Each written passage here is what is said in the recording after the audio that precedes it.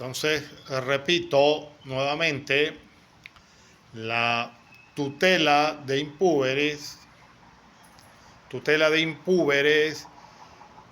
esta institución ya definida fue creada en interés de la familia a fines de la República. Cambia su carácter y ya fue destinada a la protección del que estaba sometido y era una verdadera carga para el tutor que la ejerce. La tutela se abre siempre que en un acto cualquiera hacia su iuris a un impúber, me corrijo. En un acto cualquiera, cualquier acto que se sucediera, hacía su iuris al impúber. Normalmente este acto que lo hacía sui iuris era la muerte del pater familiae o la emancipación. La designación del tutor en un principio fue obra de la ley. Después se autorizó al pater familiae a designar tutor en el testamento y más tarde se le reconoció al magistrado esta facultad.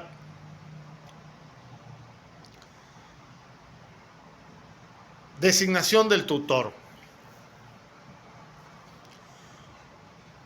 Lo que se conoce como tutela testamentaria era atributo de la potestad del pater designar tutor a su hijo. El nombramiento del tutor o tutores, porque pueden ser inclusive varios, se hace en el testamento y en forma imperativa. Después de la institución de heredero, no se puede nombrar como tutor al que por derecho puede instituir como heredero, ni a peregrino, ni a dedicticios, ni latinos, junianos. Se puede designar tutor a un esclavo mediante qué fórmula, manumitiéndolo previamente o en el acto mismo del propio testamento. Se admitió posteriormente, previa confirmación del magistrado, un testamento nulo por su forma o efectuado por una persona incapaz para testar, madre, padre natural, etc. Repito entonces,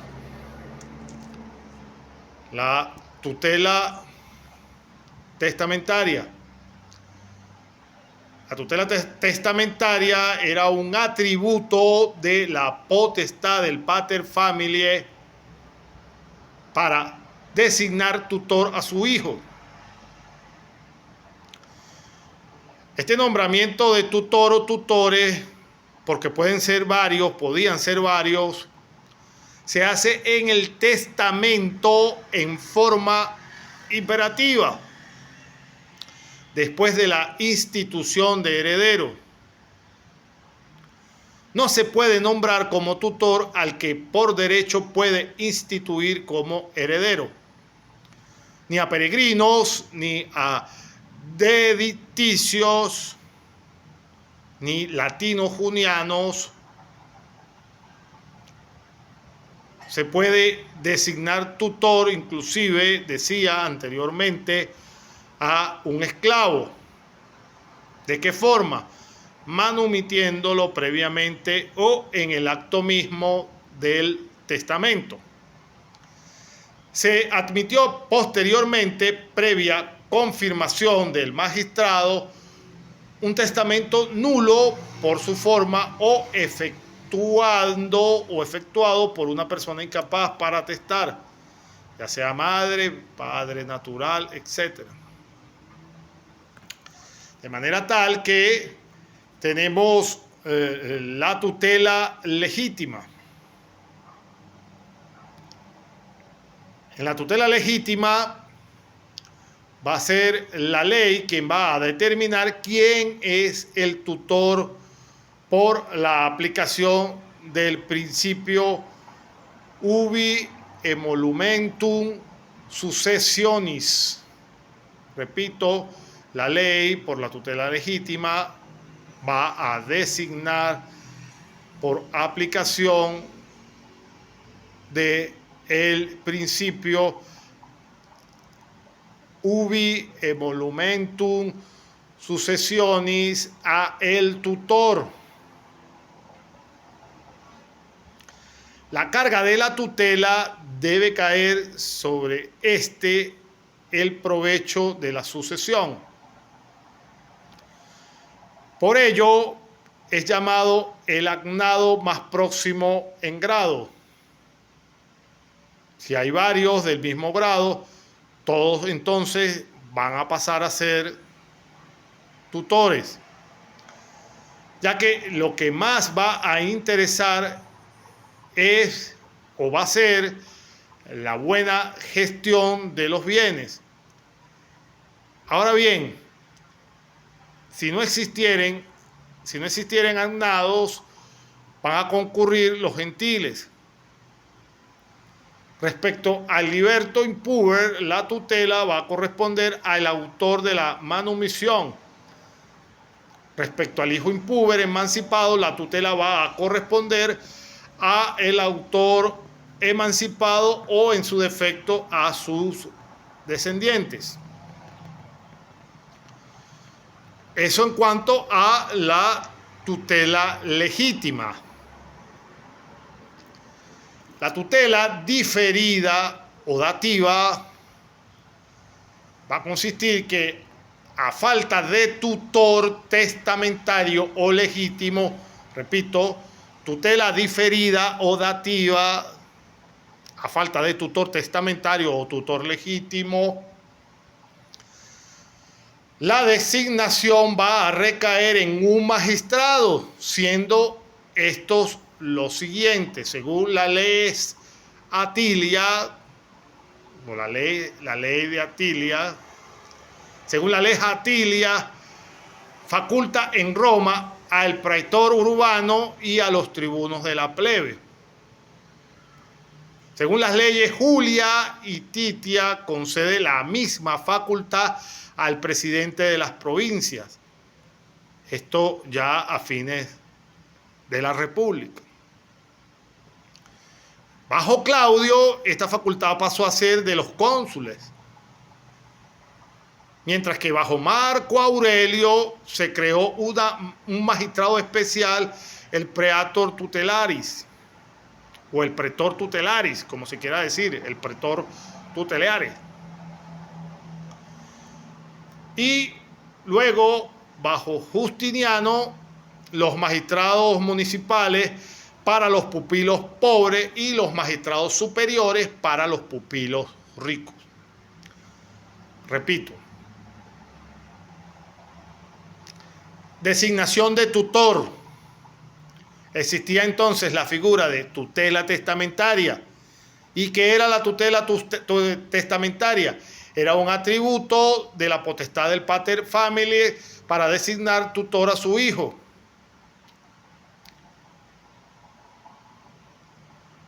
La tutela legítima era cuando la ley determinaba quién era el tutor por la aplicación del principio ubi emolumentum successionis ibi tutelae onus. En esta tutela legítima, la carga de la tutela debe caer sobre el provecho de la sucesión. Bajo estas características de tutela legítima, inclusive, es llamado el agnado más próximo en grado. Mientras que si hay varios del mismo grado, todos los tutores, ya que lo que más interesa es la buena gestión de los bienes. Y a falta de agnados concurren los gentiles. Decía entonces esta tutela legítima que respecto al libertino impúber, la tutela iba a corresponder a el autor de la manumisión. Respecto entonces al hijo impúber emancipado, la tutela correspondía a el autor de la emancipación o a sus descendientes. Y por último teníamos la tutela diferida o dativa. Esta iba a formalizarse cuando no existiera tutela legítima ni tutela testamentaria. En tal sentido, esta designación iba a recaer en un magistrado y siendo estos los siguientes. Mencionamos 5 anteriormente. La lex Atilia facultaba en Roma al pretor urbano y a los tribunos de la plebe. En las leyes Julias y Titias se concede la misma facultad al presidente en las provincias a fines de la República. Bajo Claudio, la facultad pasó a los cónsules. Y bajo Marco Aurelio se creó un magistrado especial, el pretor tutelaris. Bajo Justiniano, los magistrados municipales para los pupilos pobres y los magistrados superiores para ¿quiénes? Para los pupilos ricos. Ahora bien, ¿cuál era el objeto de la tutela? El objeto principal de la tutela, por lo menos al comienzo de esta institución, era la administración de la fortuna, no teniéndose responsabilidad sobre la persona física del pupilo.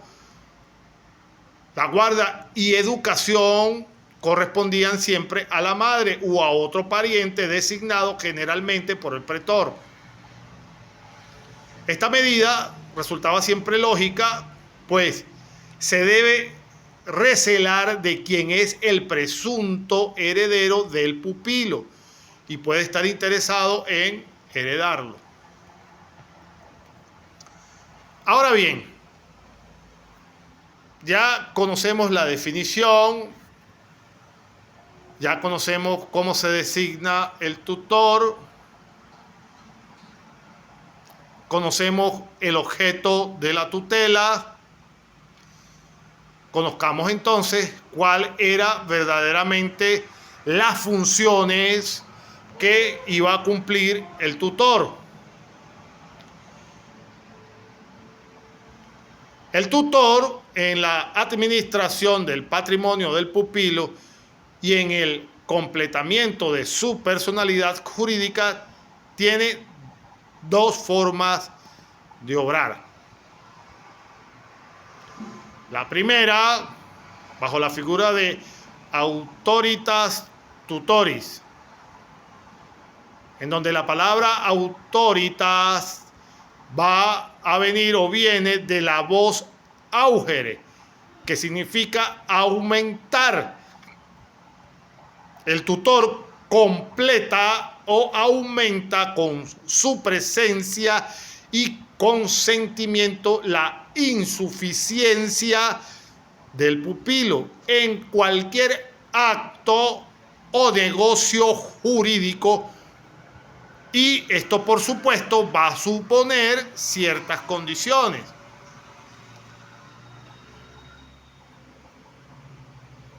Debe darse en el momento mismo del acto, ni antes, ni después, ni por mensajero o carta.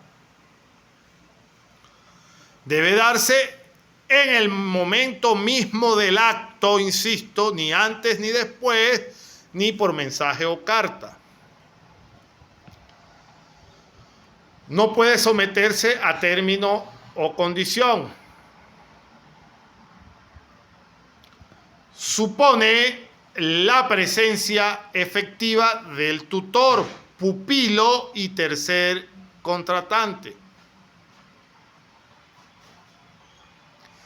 se requiere o se requería el cambio de palabras sacramentales. ¿Y cuáles eran esas palabras sacramentales? Ante la pregunta, ¿das tu autorización? Contestaba el tutelado, sí la doy. El acto ejecutado por el pupilo con autoritas tutoris, iba a producir efecto en el pupilo directamente y no en el tutor, quedando, por supuesto, aquel acreedor, deudor o propietario según sea el caso. La autoridad se imponía cuando el acto no podía, en razón de su solemnidad, celebrarse por mandatario. Ejemplo, una mancipatio, una manumisión, adición a una herencia, etc. Si el pupilo es infans, el tutor iba a realizar un acto no solemne, análogo, en vez de una mancipatio. En vez entonces de una mancipatio, iba a organizar una traditio.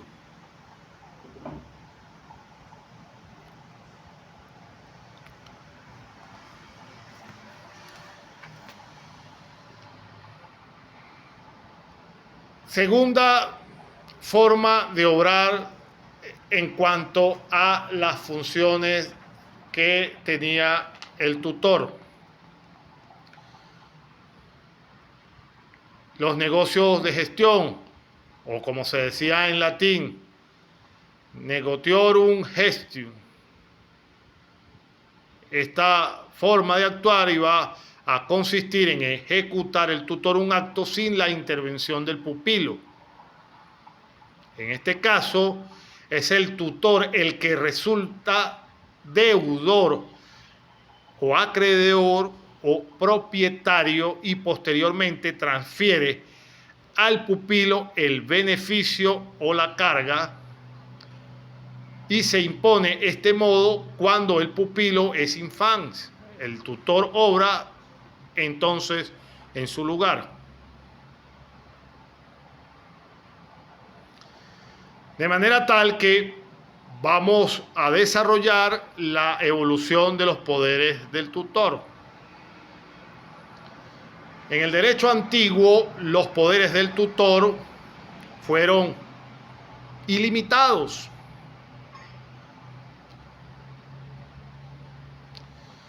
El tutor en el derecho antiguo actuaba como si él fuese el propietario de los bienes. Sin embargo, tenía ciertas restricciones en lo relativo, por ejemplo, a donaciones, actos que interesaban a la vez al tutor y al pupilo y actos ejecutados de mala fe por el tutor.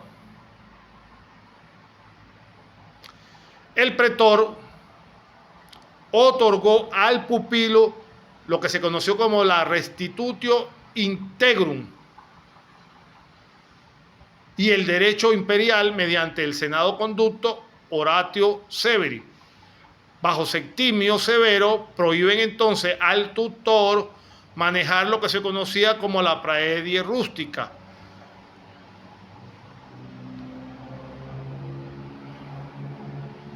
salvo ciertas excepciones nominales.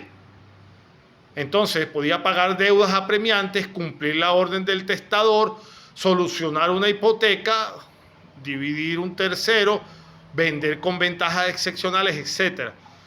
Todas con aprobación ¿de quién? Del magistrado. Constantino amplió la prohibición a la praedia urbana y a los muebles preciosos. Y con Justiniano, el tutor no pudo recibir capitales por cuenta del pupilo sin autorización del magistrado. El pupilo infant era por completo incapaz. El pupilo salido de la infancia podía entonces mejorar su condición, pero no empeorarla, sin lautaritas tutoris. Se debe explicar que mejorar no consiste en hacer un negocio ventajoso, ni empeorar, es hacer un negocio malo. Mejorar, ¿qué significaba en Roma? Mejorar era adquirir propiedad, volverse acreedor y dejar de ser deudor. Empeorar es vender, dejar de ser acreedor y volverse deudor.